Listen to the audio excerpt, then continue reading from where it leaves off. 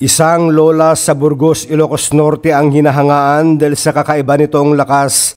Kaya pa kasing maglakad na walang tungkod at tumutulong din sa mga gawaing bahay. Ito si Lola Maria Pante na 101 years old na.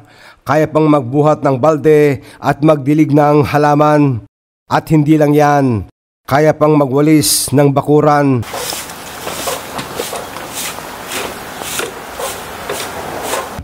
Ayon kay Lola Maria, mahilig daw kumain ng gulay, gaya ng malunggay. Para sa kanya, malunggay is life. Nanay, kumusta po kayo? Mabuti naman po. Malakas pa kayo? Malakas din po. Oo. Kaya pang magbuhat ng isang balde para magdilig? Opo. Anong sikreto po natin, nanay? Ba't malakas kayo? Ang sekreto ko po, yung pamilya ko. Una sa pamilya ko. Sila yung inspirasyon mo? Opo. Tsaka sa mga anak ko, sa mga apo ko, hindi sila nagpapabaya sa akin. Yun po ang... So pagmamahal yung sikreto? Opo. Yung sa pagkain naman, kumusta yung pagkain po natin? Po, madalas na gulay. Gulay? Opo. Anong klaseng gulay? Yung malunggay, yung mga gulay sa dagat. Okay, mga seaweeds. Seaweeds, isda po. Sa malunggay, anong gusto mong paborito mong luto? Yung dinengdeng? Dinengdeng po.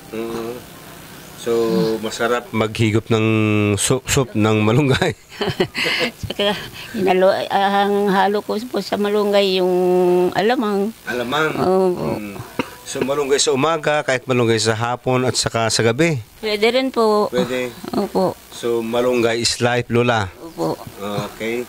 Ano pa, bukod sa kwan, wala kang bisyo? Wala po. Hindi naman ako sisigarilyo, hindi naman ako, paminsan-minsan, uminom ako ng soft drinks, yun lang. Drinks din? Okay. Oo. Hira lang? Oo. Tapos masayahin daw kayo, hindi kayo daw marunong magalit? Hindi naman po, wala naman akong pinapagalitan. Ang mga apo ko, mga anak ko, sunurin naman. Araw-araw na, ano yung kuha natin, daily routine natin, anong ginagawa po natin? Sa bahay para hindi mag-boring. Yun din po, naglilinis, nagwawalis, nagdidilig ng halaman. Magluluto, kaya pa magluto? Opo. Talagang malakas pa. Wala ka pang, hindi ka pa kuba? Hindi. Straight pa yung yung kon natin? Straight po. Hindi naman ako nagagamit ng yung tungkod. Tungkod. So, anong wish natin sa inyong kaarawan?